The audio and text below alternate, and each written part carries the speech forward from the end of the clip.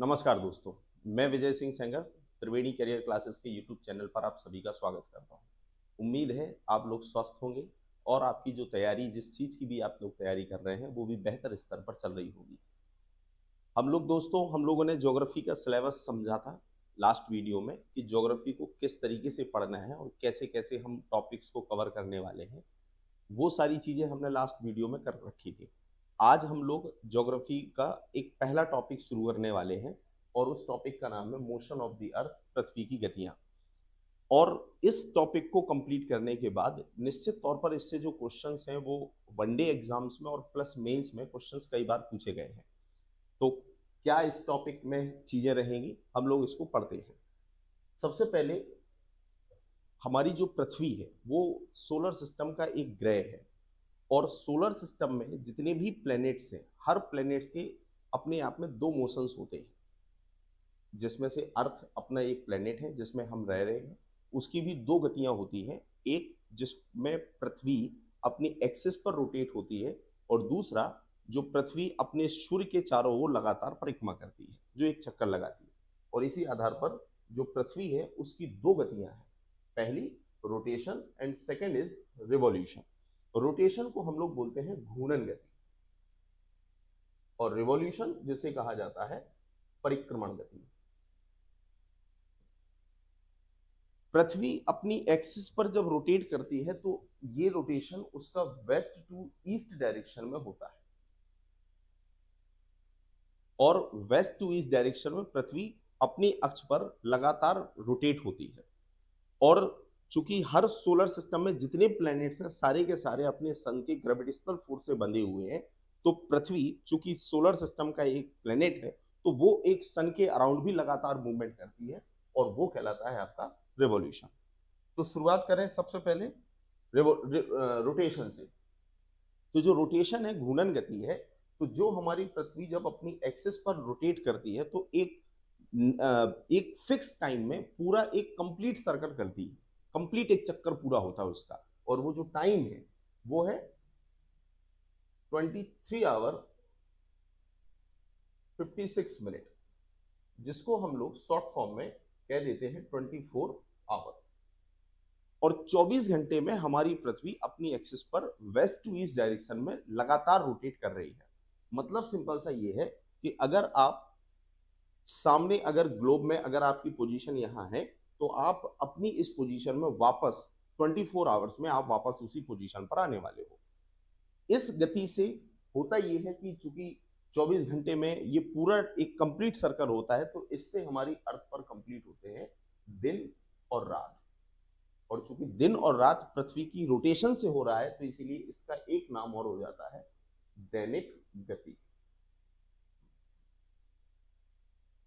Rotation क्या है? पृथ्वी का अपनी धुरी पर अपनी एक्सिस पर वेस्ट टू ईस्ट डायरेक्शन में लगातार घूमना रोटेशन कहलाता है, जो 23 घंटे 56 मिनट कुछ सेकेंड में पूरा होता है, जिसको हम कंप्लीटली एवरेज मतलब देखें तो वो 24 आवर्स कंप्लीट हो जाता है। इस वजह से पृथ्वी पर दिन और रात होता है, इसलिए इसको दैनिक गति कहते हैं। अब क्वेश्चन ये है कि अगर सपोज दैट पृथ्वी अपनी एक्सिस पर रोटेट ना करे तो फिर क्या होगा? तो अगर पृथ्वी का रोटेशन अपनी एक्सिस पर नहीं होगा तो जो फेस सन के सामने है अर्थ का, वो हमेशा पूरे 24 घंटे वो दिन में रहेगा, और जो उसके पीछे वाला हिस्सा है अर्थ के पीछे वाला वो हमेशा डार्कनेस में रहेगा। तो मतलब कि एक हिस्सा सन के इस तरफ का जो हिस्सा है वो हमेशा उजाले में रहेगा सूर्य के सामने वाला, और सन के जो पीछे वाला हिस्सा है वो हमेशा अंधेरे में रहेगा।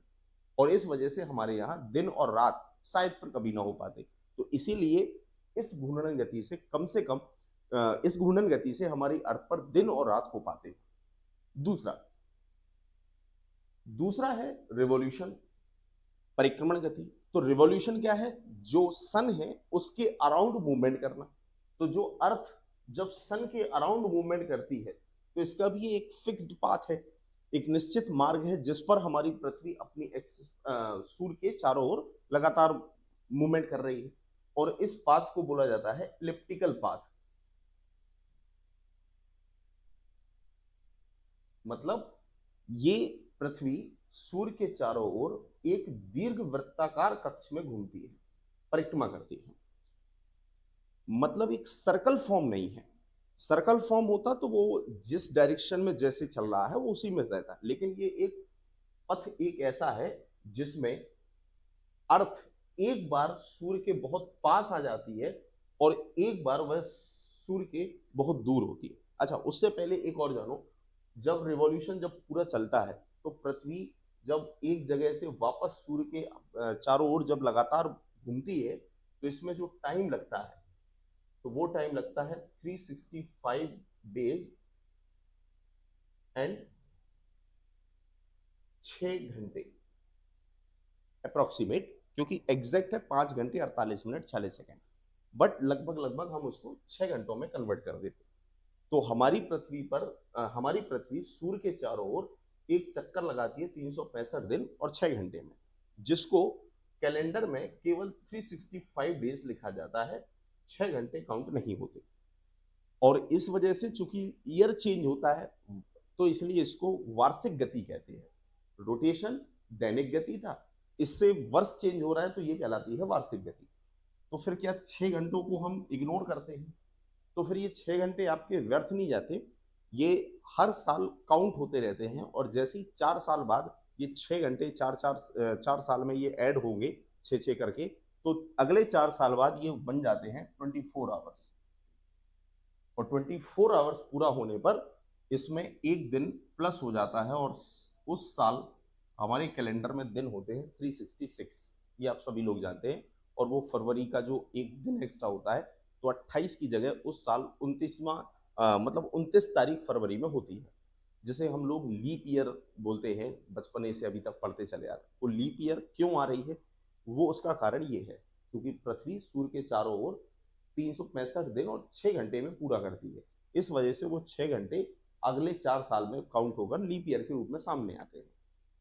अब पूरे 365 दिन में पृथ्वी को सूर्य का एक चक्कर लगाना है, और जब ये पूरा चक्कर 365 दिन में होता है तो एक सर्कल फॉर्म में होता तो कुछ समस्या नहीं थी, पर सर्कल फॉर्म में नहीं है बल्कि ये इलिप्टिकल पाथ है। जिस वजह से होता ये है कि जो अर्थ और सन है इन दोनों के बीच साल में एक बार ऐसी स्थिति बनती है, इन दोनों के बीच में जो डिस्टेंस है वो मिनिमम होती है, और एक बार ऐसी सिचुएशन क्रिएट होती है जिसमें अर्थ और सन के बीच की जो दूरी है वो मैक्सिमम हो जाती है। फिर से समझना, ये सन और सन के अराउंड मूवमेंट है अर्थ का। तो हो क्या रहा है कि इलिप्टिकल पाथ ओवल फॉर्म होने की वजह से ये एक बार सूर्य के पास आ जाती है और एक बार सूर्य और पृथ्वी दोनों के दोनों दूर होते हैं। जब ये पास होते हैं तो इसे कहा जाता है उपसौर, और इंग्लिश में बोलते हैं पेरीहीलियन। और जब पृथ्वी और सन के बीच मैक्सिमम डिस्टेंस हो तो इसे बोलते हैं अपसौर एपीहीलियन। बट ये ध्यान रहे ये केवल और केवल साल में एक बार ऐसा क्रिएट होता है, एक बार उपसौर एक बार अपसौर, क्योंकि कंप्लीट 12 महीने में या 365 दिन में एक पूरा चक्कर होता है। तो इस इलिप्टिकल पाथ की वजह से केवल एक बार ऐसा होता है जब अर्थ और सन के बीच में मिनिमम डिस्टेंस है, और ये मिनिमम डिस्टेंस कितना है तो ये होता है 14.7 करोड़ किलोमीटर, जब अर्थ और सन के बीच में मिनिमम दूरी होती है, और मैक्सिमम दूरी होती है 15.21 करोड़ किलोमीटर, जिसमें पृथ्वी और सन के बीच में मैक्सिमम डिस्टेंस है। और मिनिमम और मैक्सिमम इसी के आधार पर पृथ्वी और सूर्य के बीच एक एवरेज डिस्टेंस आती है, और वो है 14.98 करोड़ किलोमीटर, जिसको कई बुक्स में शॉर्ट फॉर्म में 15 करोड़ किलोमीटर लिख दिया जाता है। ये पृथ्वी और सन के बीच की एवरेज डिस्टेंस है, औसत दूरी है। अब चूंकि बोला गया कि पृथ्वी जब सूर्य के चारों ओर घूम रही है तो ये जो उपसौर है ये वर्ष में एक ही बार होगा और अपसौर भी एक ही बार होगा। तो वो जो दिन है जिस समय उपसौर की घटना होती है वो होती है 3 जनवरी, और अपसौर की जो कंडीशन है वो बनती है 4 जुलाई।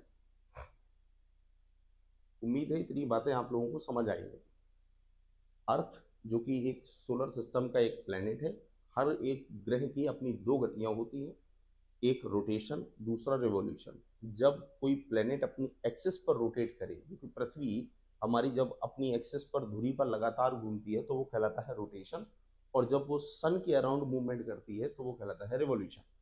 रोटेशन का टाइम ड्यूरेशन 24 आवर्स अप्रॉक्सीमेट, और रिवॉल्यूशन का time duration 365 days and 6 hours. 365 days and 6 hours को कई बार इस तरीके से भी लिख दिया जाता है, 365:1/4 डेज। तो कैसे भी हो सकता है, वो थोड़ा सा समझ आना चाहिए ऑप्शन देके, है ना। बट चूंकि हमारी जब पृथ्वी सूर्य का चक्कर लगाती है तो वो एक सर्कल फॉर्म में ना होकर एक इलिप्टिकल पाथ में पूरा मूवमेंट चलता है, जिस वजह से होता ये है कि साल में एक बार ऐसी स्थिति होती है जब पृथ्वी और सन के बीच मिनिमम दूरी होती है, उसे बोला जाता है उपसौर। और इस समय जो दूरी होती है वो होती है 14.70 करोड़ किलोमीटर। घटना कब होती है तो वो तारीख है 3 जनवरी, फिक्स है, कुछ उसमें चेंजेस नहीं है। दूसरा, जब मैक्सिमम दूरी होती है तो ये कहलाता है अपसौर या एपीहीलियन, और इस समय डिस्टेंस होती है 15.21 करोड़ किलोमीटर, और ये घटना होती है 4 जुलाई को। ठीक। अब मेरा एक क्वेश्चन है, और क्वेश्चन ये है कि जब अर्थ और सन जब दोनों पास पास होंगे, या दोनों में जब दूरी कम होगी, तो सीधी सी बात है, सन से जो हीट है या जो सनलाइट है वो अर्थ को ज़्यादा मिलेगी, अर्थात पृथ्वी उस हीट को ज़्यादा एब्जॉर्ब करेगी। और जब दूरी ज़्यादा है तो उस समय उपसौर की कंपैरिजन में कम हीट मिलेगी। तो जिस समय ये दोनों पास पास हैं वो तारीख है 3 जनवरी। तो अगर 3 जनवरी को अर्थ और सन के बीच में मिनिमम डिस्टेंस है तो फिर उस समय हमें ठंडी क्यों लगती है, क्वेश्चन ये है। तो जो इस क्वेश्चन का जवाब जानते हो वो कृपया कमेंट बॉक्स में जरूर बताएं, अन्यथा नेक्स्ट क्लास में हम लोग इस चीज को डिस्कस करेंगे। अदरवाइज बताने की कोशिश करें या बुक्स में ढूंढने की कोशिश करें कि उपसौर की कंडीशन में हमें ठंडी का महसूस क्यों होता है, क्योंकि 3 जनवरी को ठंडी होती है, तो आखिर वो ठंडी क्यों, जबकि आना तो चाहिए सनलाइट ज्यादा, हीट ज्यादा मिलना चाहिए, फिर भी ठंडी लगती है। तो ऐसा क्यों है, बताइएगा जरूर। चलिए, तो ये है रिवॉल्यूशन जो अभी हमने पढ़ के खत्म किया। दूसरा, अब जब पृथ्वी सन के अराउंड लगातार मूवमेंट करती है, उसके चारों ओर घूमती है, तो हमारी जो पृथ्वी है वो अपनी एक्सिस पर टिल्ड है, अर्थात अपनी जो धुरी है उसकी, उस पर वो झुकी हुई है। और कितना झुकी है, तो वो पृथ्वी अपनी एक्सिस पर 23.5 का उसमें झुकाव है, 23.5 डिग्री पृथ्वी अपनी एक्सिस पर टिल्ड है। अच्छा, एक बार क्वेश्चन इससे घुमा के आया था, और क्वेश्चन ये आया था कि अर्थ अपनी एक्सिस पर कितनी डिग्री का एंगल बनाती है, क्वेश्चन ये पूछा गया था। क्वेश्चन ये नहीं आया था कि पृथ्वी अपनी एक्सिस पर झुकी कितनी है, बल्कि क्वेश्चन ये था झुका एंगल कितने डिग्री का बनता है। तो कितने डिग्री का बनेगा, ये भी आपके लिए क्वेश्चन है, बताइएगा जरूर।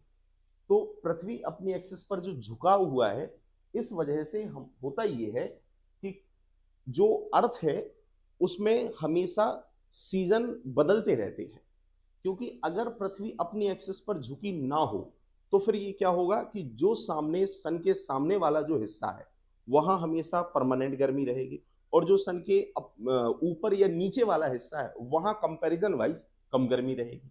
तो मतलब कि ये हिस्सा ठंडा रहेगा और जो सामने है फ्रंट में है वो हमेशा ठंडी में रहेगा।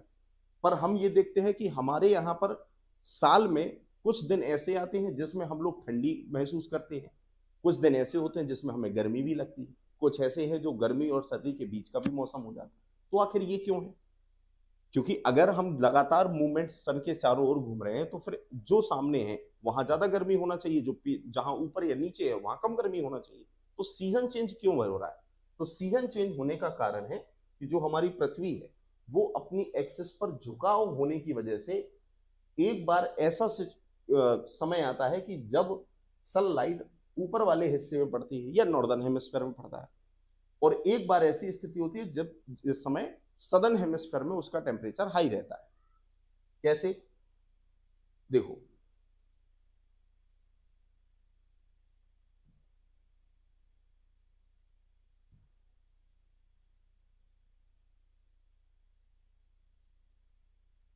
अर्थ में आप लोगों ने ग्लोब में कुछ इमेजिनरी लाइंस को सुना होगा, जिसे हम लोग लैटिट्यूड और लॉन्गिट्यूड्स कहते हैं। एक 0 डिग्री लाइन जो कि इक्वेटर कहलाती है, और इससे ऊपर 23.5 नॉर्थ, और इसके नीचे 23.5 साउथ। ये दो लाइन, या यूं कहें 3 लाइन बहुत इंपॉर्टेंट लाइन है। ये कहलाती है इक्वेटर लाइन। अब आगे अपन इसको डिटेल करेंगे, पर अभी थोड़ा सा जान लो। ये है भूमध्य रेखा या इक्वेटर, इससे बोला जाता है ट्रॉपिक ऑफ कैंसर, और ये कहलाता है ट्रॉपिक ऑफ कैप्रिकॉर्न। ये 3 लाइन है।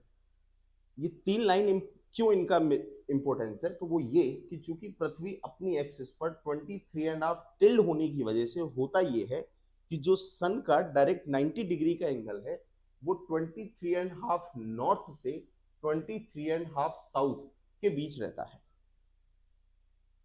ध्यान रहे, 90 डिग्री का एंगल, जो सनलाइट रेज है, सन की जो रेज है वो 90 डिग्री का एंगल या तो वो यहाँ पर 23.5 नॉर्थ पर बनेगा या उससे नीचे बनेगा, और किसी भी स्थिति में 23.5 साउथ के नीचे नहीं बनेगा, और ना ही 23.5 साउथ के नॉर्थ में बनेगा। तो सन का मूवमेंट केवल इसी के बीच में होता रहता है। ये यूं कहें कि सनलाइट की जो रेडिएशन का 90 डिग्री का एंगल है सोलर लाइट का, वो केवल इसके बीच में होगा, ना इससे ऊपर ना इससे नीचे। तो जो सन के सामने रहेगा या जो सनलाइट के 90 डिग्री के एंगल में रहेगा, वहां हीट ज्यादा रहेगी, गर्मी ज्यादा रहेगी, और जो इससे ऊपर वाला एरिया है वहां पर कम गर्मी रहेगी। तो जो सीजन चेंज हो रहा है वो सीजन चेंज होने का कारण है अपनी एक्सिस पर झुका होना। जैसे अब चूंकि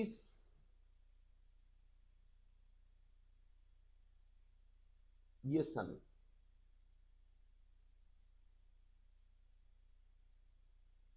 ये झुका, और ठीक ऐसे ही यहां झुक गया। अब एक स्थिति यहां पर और एक स्थिति यहां पर। यहां पर हमें दिख रहा है कि जो सन है उसका डायरेक्ट 90 डिग्री का एंगल ट्रॉपिक ऑफ कैंसर पर है, और जब यहां देखते हैं तो यहां सन का 90 डिग्री का एंगल ट्रॉपिक ऑफ कैप्रिकॉर्न पर है। अब चूंकि सन जो अर्थ है वो पूरा एक रेवोल्यूशन उसका कंप्लीट 365 डेज में होना है। यहां से अगर स्टार्ट हुआ तो वो वापस अपने यहां पर 365 दिन में आएगा या 12 महीने में होगा। तो अगर अर्थ यहां है तो यहां पर अगर उसे वापस आना है तो लगभग लगभग कितना समय लगने वाला है, 6 महीने। 6 महीने में अर्थ यहां, और अगले 6 महीने में यहां। तो उसके पहले यहां से जब यहां जाएगी तो 3 महीने में पृथ्वी यहां पहुंचेगी, फिर इसके बाद यहां पहुंचेगी, देन यहां उसकी स्थिति होगी और फिर यहां रहेगी। तो जो हिस्सा सन का 90 डिग्री का एंगल अगर वो कैंसर पर बना रहा है, ट्रॉपिक ऑफ कैंसर पर उसका 90 डिग्री का एंगल है, तो ये जो नॉर्दर्न हेमिस्फीयर का हिस्सा है यहां पर गर्मी ज्यादा होगी क्योंकि ये समर का सीजन कहलाएगा, तो ये कहलाने लगता है समर सीजन। और जब सनलाइट ट्रॉपिक ऑफ कैप्रिकॉर्न पर 90 डिग्री का एंगल बनाएगा तो फिर ये कंपैरिजन वाइज यहां क्या हो जाएगा, हमारे यहां पर वो कहलाएगा विंटर सीजन।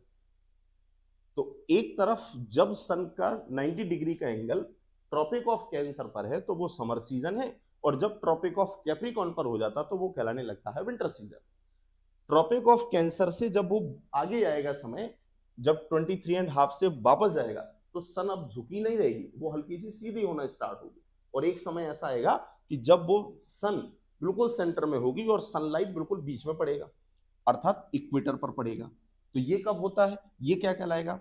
अच्छा तारीख और जान लो, ये है 21 जून, जिस समय सनलाइट ट्रॉपिक ऑफ कैंसर पर 90 डिग्री का एंगल बनाता है, और वो ये तारीख है 22 दिसंबर, जिस समय सनलाइट जो है 90 डिग्री का एंगल बनाती है ट्रॉपिक ऑफ कैप्रिकॉर्न पर।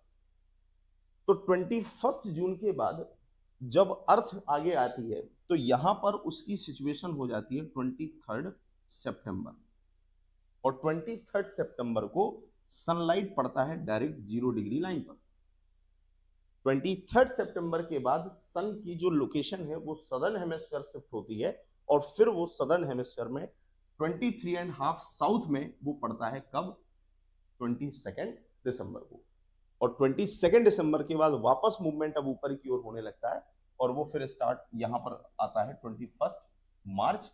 और इस 21 मार्च को वापस से सन की जो लोकेशन है या अर्थ की जो सिचुएशन है वो सीधी हो जाती है और 0 डिग्री पर 90 डिग्री का एंगल बनता है। तो 2 बार ऐसी स्थिति बन रही है जब सनलाइट 90 डिग्री का एंगल इक्वेटर पर बनाती है, अर्थात 0 डिग्री लाइन पर। एक बार 21 मार्च और दूसरा 23 सितंबर। ट्रॉपिक ऑफ कैंसर पर जब उसका 90 डिग्री का एंगल बनता है तो वो तारीख है 21 जून और 22 दिसंबर को बनता है ट्रॉपिक ऑफ कैप्रिकॉर्न पर। इस सीजन को समर सीजन कहते हैं और उसको विंटर सीजन कहते हैं। तो यहां इसे क्या कहा जाएगा? तो ये कहलाता है ऑटम सीजन। हिंदी में इसे बोलते हैं शरद विषु, शरद ऋतु। और ये कहलाती है ग्रीष्म ऋतु। ये है आपकी शीत ऋतु। और ये इसको बोलते हैं स्प्रिंग सीजन, इसको बोलते हैं बसंत ऋतु। 4 ऋतुएं हैं। जब सन का लोकेशन 23.5 नॉर्थ पर होता है तो इसे कहा जाता है समर सॉलिस्टिक, कर्क संक्रांति। और जब सन की लोकेशन ट्रॉपिक ऑफ कैप्रिकॉर्न पर होता है तो इसे बोलते हैं विंटर सॉलिस्टिक, अर्थात मकर संक्रांति। और ये जब इक्वेटर पर सन की लोकेशन होती है तो इन दोनों को फिर बोला जाता है इक्विनॉक्स, विषुव की स्थिति। समर सॉलिस्टिक, विंटर सॉलिस्टिक, इक्विनॉक्स और दूसरा तीन सिचुएशन है, समर सॉलिस्टिक, विंटर सॉलिस्टिक और इक्विनॉक्स। समर सॉलिस्टिक कब हो रहा है? ये कई बार मेंस में लिखने को आते हैं। समर सॉलिस्टिक क्या है? तो समर सॉलिस्टिक है जब सनलाइट, जब सूर्य के 90 डिग्री का एंगल कहां बने? ट्रॉपिक ऑफ कैंसर पर। जब ट्रॉपिक ऑफ कैंसर पर जब सनलाइट 90 डिग्री का एंगल बनाती है तो इसे कहा जाता है समर सॉलिस्टिक। इस समर सॉलिस्टिक में क्या होगा कि जो नॉर्दर्न हेमिस्फीयर का हिस्सा है, अर्थ का जो उत्तरी गोलार्ध का हिस्सा है, यहां पर सबसे बड़ा दिन होगा। तो जब सबसे बड़ा दिन नॉर्दर्न हेमिस्फीयर में होगा तो जस्ट उल्टा सबसे छोटी रात नॉर्दर्न हेमिस्फीयर में होगी, है ना? सबसे बड़ा दिन तो सबसे छोटी रात वो कब होगी? 21 जून को। 50 बार पेपरों में पूछा गया नॉर्दर्न हेमिस्फीयर में सबसे बड़ा दिन किस तारीख को होगा, तो वो तारीख है 21 जून। कुछ अलग नहीं है, क्योंकि जब 90 डिग्री का एंगल जब नॉर्दर्न हेमिस्फीयर में 23.5 पर बनेगा तो दिन की अवधि बढ़ जाती है। और जस्ट उल्टा जब सनलाइट 22 दिसंबर को ट्रॉपिक ऑफ कैप्रिकॉर्न पर बनेगा तो सबसे बड़ा दिन कहाँ होगा? सदर्न हेमिस्फीयर में। और जस्ट उल्टा सबसे छोटी रात यहाँ होगी। एक हम लोगों ने शब्द सुना होगा, बचपने से पढ़ते चले आ रहे हैं, 25 दिसंबर को हम लोग एक डे सेलिब्रेट करते हैं, क्रिसमस डे। और उस क्रिसमस डे को हम लोग क्या बोलते हैं? बड़ा दिन। और आज भी कई गाँव में लोग उसको बड़े दिन के रूप में सेलिब्रेट करते हैं कि बड़ा दिन स्टार्ट हो गया। ऐसा कहा जाता है कि 25 तारीख के बाद से बड़ा दिन स्टार्ट हो गया, बट वो हकीकत में वो 25 तारीख नहीं बल्कि 22 दिसंबर है। क्योंकि हमारे यहाँ 22 दिसंबर के बाद से सन का जो मूवमेंट है वो नॉर्दर्न हेमिस्फीयर की ओर होने लगता है। देखो यहाँ पर 22 दिसंबर के बाद अब सन की जो लोकेशन है वो 23.5 साउथ से ऊपर की ओर बढ़ने लगेगी। और जब ऊपर की ओर जाएगा तो नॉर्दर्न हिस्से में दिन बढ़ने लगेगा और सदर्न हेमिस्फीयर में उल्टा हो जाएगा, है ना। वैसे ही स्थिति यहां है कि जब 21 जून को ट्रॉपिक ऑफ कैंसर पर जब सनलाइट होगा तो ये सबसे बड़ा डे है। फिर उसके बाद क्या होगा, सन का मूवमेंट नीचे शिफ्ट होगा, और जब सनलाइट नीचे की ओर शिफ्ट होगी तो फिर उल्टा होने लगेगा। अब दिन धीरे धीरे कम होने लगेगा और रात बढ़ती चली जाएगी, और सबसे बड़ी रात कब होगी भारत में या नॉर्दर्न हेमिस्फीयर में, वो होगी 22 दिसंबर को। ये नॉर्दर्न हेमिस्फीयर में मतलब इस एरिया में सबसे बड़ी वो रात कहलाएगी। क्यों? क्योंकि इधर सबसे बड़ा वो दिन है, पर घंटे तो 24 ही है। तो 24 घंटे में कैसे दिन बड़ा हुआ, कैसे रात बड़ी हुई? दिन का क्या 24 घंटे बढ़कर 36 घंटे हो जाते हैं क्या? वो तो ऐसा है नहीं। तो फिर क्यों कहा जाता है कि दिन बड़ा और रात छोटी? तो उसका एग्जाम्पल से समझो। जैसे अभी गर्मियां हमारे यहाँ पर चल रही हैं, और जब हम गर्मियों में देखते हैं या ठंडियों में महसूस करो कि ठंडियों में सूर्योदय कब होता है, सनराइज, तो ध्यान दिया होगा सुबह 7-8 बजे के पहले सूर्य दिखता नहीं है। और अंधेरा कब हो जाता है? तो शाम जैसी 5 होती है अंधेरा होने लगता है। तो जो दिन है अल्टीमेट कितने घंटे का दिन कहलाया? सुबह 7 बजे सूर्य निकला और शाम को 5 बजे डूब गया, तो दिन कितने घंटे का हुआ? 5 घंटे इधर 5 घंटे उधर, अल्टीमेट 10 घंटे। और रात फिर कितने घंटे की हो गई? 24 में, अर्थात अंधेरा कितने घंटे का हो गया? तो जब 10 घंटे का दिन है तो रात हो गई आपकी 14 घंटे की। अब यही चीज गर्मियों पे आओ, तो जब गर्मियों में हम लोग छत पर लेटा करते हैं, तो छत पर जब कभी भी आप देखो तो 5 बजे से चिड़ियां चहकने लगती है, सूर्य की ललामी आना स्टार्ट हो जाती है, 5 बजे अल्टीमेट उजाला हो जाता है।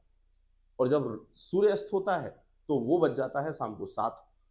तो 5 बजे से उजाला स्टार्ट हुआ और शाम को 7 बज गए अस्त होते होते। तो यहाँ दिन का जो टाइम ड्यूरेशन है वो लगभग लगभग 14-15 घंटे आपको दिन मिला, और रात फिर जस्ट उल्टा हो जाएगा। तो इस तरीके से कहा जाता है कि दिन का बड़ा होना मतलब सनलाइट ज्यादा मिलना, और रात बड़ी होना मतलब कि डार्कनेस ज्यादा होना, सनलाइट कम मिलना। इस आधार पर हम बड़े दिन और छोटे दिन के रूप में उसको परिभाषित करते हैं। चलिए, तो रोटेशन और रिवॉल्यूशन, इन दोनों चीजों से क्या हो रहा है कि एक तो सीजन चेंज, दूसरा ईयर चेंज, तीसरा day and night. Day and night हो रहा है रोटेशन से, रिवॉल्यूशन से सीजन भी चेंज हो रहा है, और प्लस दूसरा क्या हो रहा है कि जो हमारी सीजन चेंज होने के साथ साथ ईयर जो है, वर्ष जो है, वो भी बदल रहा है, क्योंकि 365 दिन में वो पूरा एक कंप्लीट चक्कर होता है। अब इंपॉर्टेंट चीज ये है कि सन, अर्थ, और अर्थ का एक नेचुरल जो सैटेलाइट है जिसको बोलते हैं मून, चंद्रमा। तो ये जो पृथ्वी चक्कर लगा रही है सन का, और अर्थ का चक्कर लगा रहा है वो चंद्रमा, सैटेलाइट। तो इस वजह से होता ये है, अच्छा, जितने सोलर सिस्टम में प्लैनेट्स हैं और नेचुरल सैटेलाइट्स हैं, इनकी खुद का अपना कोई लाइट नहीं है, ये अपने सन के या स्टार के लाइट से प्रकाशित होते हैं। मतलब चंद्रमा की खुद की ना कोई एनर्जी है, ना खुद का कोई प्रकाश है, और सेम वैसे ही अर्थ का भी कोई प्रकाश नहीं है। इसको जो लाइट मिल रही है वो सूर्य के प्रकाश से वो प्रकाशित हो रहे हैं, और चंद्रमा भी सूर्य के प्रकाश से प्रकाशित हो रहा है। जब कभी ये तीनों, जब चूंकि एक सीधी रेखा में जब कभी भी आ जाते हैं, तो इससे ये होता है कि एक, चाहे वो अर्थ हो या मून हो, एक भाग उसका ढक जाता है। मतलब सूर्य का प्रकाश न, कई बार ऐसा हो जाता है कि अर्थ पर नहीं पहुंचा या फिर चंद्रमा पर नहीं पहुंचा, और जब सूर्य का प्रकाश अर्थ या चंद्रमा पर ना पहुंचे तो फिर उसे कहा जाता है ग्रहण, और उसे फिर एक्लिप्स बोलते हैं। तो अगला टॉपिक वही है, इसी रोटेशन मूवमेंट्स में खास तौर से रिवॉल्यूशन जब होता है तो उस क्रम में एक घटना घटती है जिसे हम लोग ग्रहण कहते हैं, एक्लिप्स कहा जाता है। और ये ग्रहण दो प्रकार के होते हैं, एक सोलर एक्लिप्स और दूसरा ल्यूनर एक्लिप्स। सोलर एक्लिप्स क्या है? जैसे हम लोग हिंदी बोलते हैं सूर्य ग्रहण, और ये कहलाता है चंद्र ग्रहण। ये हम सब लोगों ने बचपन से आज तक सुनते चले आ रहे हैं। घर में मम्मी लोग, दादी लोग हमेशा कहा करती थी कि सूर्य ग्रहण पड़ गया है, अब घर से बाहर नहीं जाना, है ना, चंद्र ग्रहण है। ये सब बातें होती हैं, पर इससे क्यों हो रहा है ये आज तक जानने का प्रयास नहीं किया।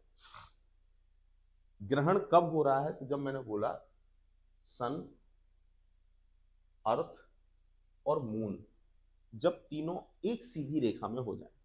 एक सिचुएशन क्या होगी? जब सन इधर है, अर्थ इधर है और मून यहां है।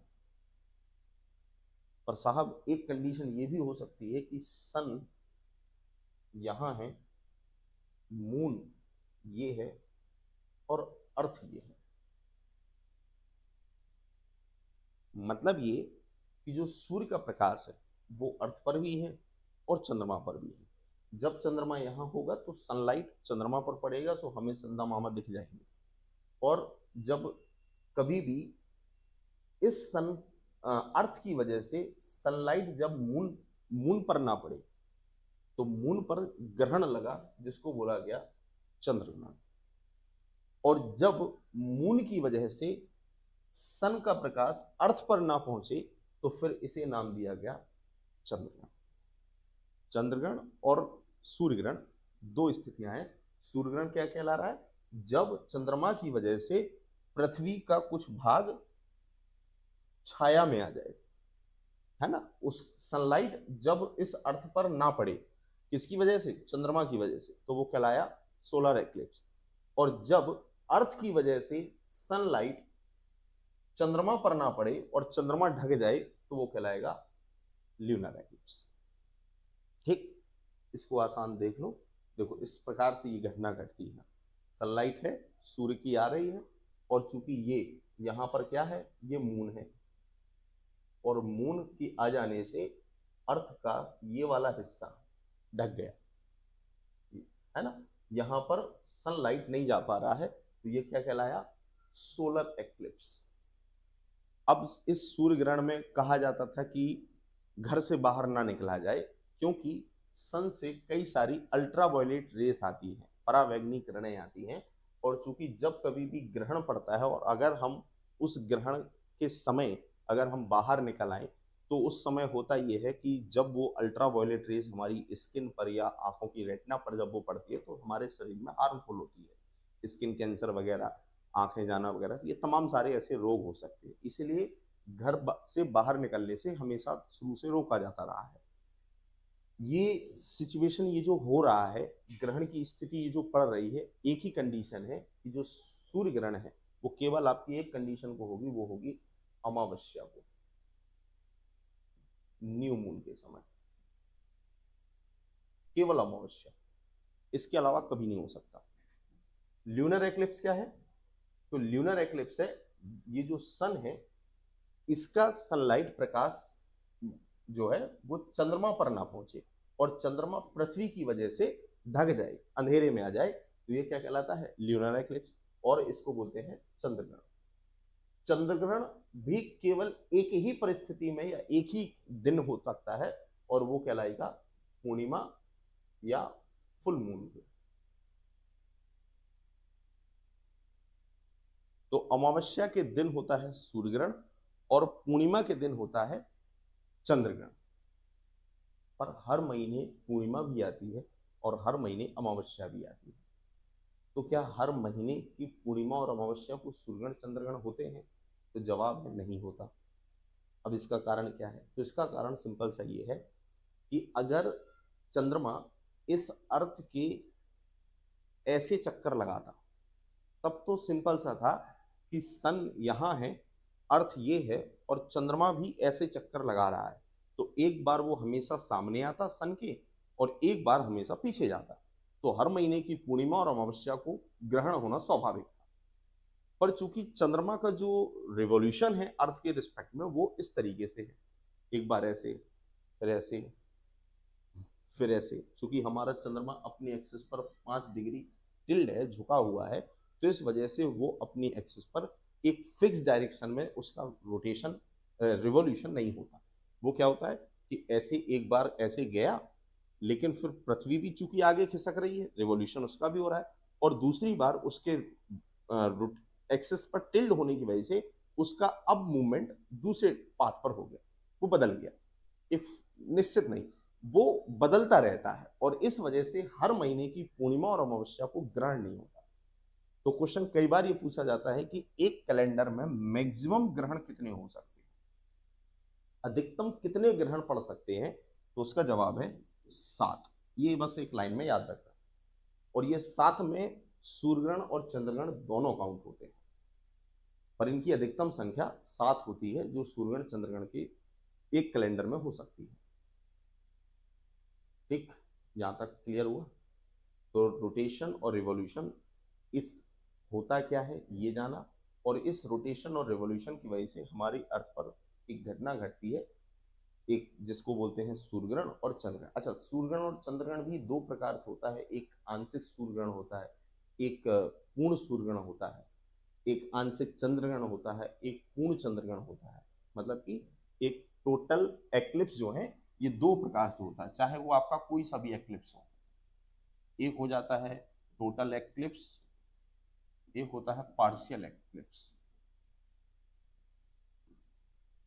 टोटल एक्लिप्स का मतलब है जो पूर्ण सूर्य ग्रहण हो, मतलब कि चंद्रमा बिल्कुल सन के बिल्कुल सामने आ जाए, और उससे होगा ये कि जैसे ये अर्थ है, ये चंद्रमा है और यहाँ सूर्य है, तो जब डायरेक्ट आएगा और जब बीच में आ जाएगा तो वो पूरे सूर्य को ढकने का प्रयास करता है और वो ढक नहीं पाता, तो उसे बोला जाता है टोटल सोलर एक्लिप्स। लेकिन जब एक हिस्सा, केवल थोड़ा सा हिस्सा सन के सामने आता है तो वो कहलाता है पार्शियल एक्लिप्स। ठीक वैसे ही ल्यूनर एक्लिप्स है, एक टोटल और एक पार्शियल, दो रूपों में आता है। तो जब इसकी आंसर राइटिंग की जाती है तो फिर उसको डिफाइन करना पड़ता है कि पूर्ण सूर्यग्रहण क्या है और आंशिक सूर्यग्रहण क्या है। पूर्ण सूर्यग्रहण के समय एक चीज और हमेशा होती है, जैसे कि ये चंद्रमा कंप्लीटली दिख रहा है, तो चंद्रमा का जो आकार है, जो साइज है, वो सूर्य के कंपेरिजन में बहुत छोटा है और अर्थ भी उससे बड़ी है। तो ये तो कोशिश करता है कि पूरे सनलाइट को ढक ले, पर चूंकि सन का जो साइज है, जो आकार है, वो इतना बड़ा है कि वो चंद्रमा उसको पूरा ढक ही नहीं पाता, और इस वजह से होता यह है कि चंद्रमा केवल उसके इस हिस्से तक ऐसा कवर कर पाता है, और बाकी जो सनलाइट है वो उस चंद्रमा के किनारे वाले हिस्से से बाहर आती है। और जो सूर्य ग्रहण के समय, जैसे कि ये सन है और जब इसको चंद्रमा ढकने का प्रयास करे तो यहां से सनलाइट बाहर आती है, इसी को बोला जाता है कोरोना। ये कोरोना कहलाता है, जो केवल सूर्य ग्रहण के समय होता है। और सूर्य ग्रहण के समय जब चंद्रमा पूरे सूर्य को ढकने का प्रयास करता है टोटल सोलर एक्लिप्स के समय, तो उसके किनारे से सनलाइट बाहर आती है, जिसे कोरोना कहते हैं, है ना। और आंशिक में क्या होगा कि ये जो चंद्रमा का हिस्सा है, ये सूर्य है और चंद्रमा, इसको इतना हिस्सा केवल बाहर रहेगा, तो बाकी हिस्से से सनलाइट आती रहती है, तो ये कहलाता है आंशिक सोलर एक्लिप्स। उम्मीद है यहां तक आप लोगों को चीजें समझ आई होंगी। ठीक, तो आज आपका ये जो रोटेशन और मूवमेंट वाला जो टॉपिक है वो आपका पूरा हुआ। पृथ्वी की गतियां कंप्लीट होती हैं। नेक्स्ट टॉपिक क्या होगा, जिसमें हम लोगों ने सिलेबस में इसको डिजाइन किया था कि पृथ्वी की गतियों पढ़ने के बाद फिर जो हमारे ग्लोब पर कुछ इमेजनरी लाइंस हैं, अक्षांश और देशांतर, हम लोग उसकी डिस्कशन करेंगे। तो अगला वीडियो आपको अक्षांश और देशांतर का मिलेगा। ठीक, तो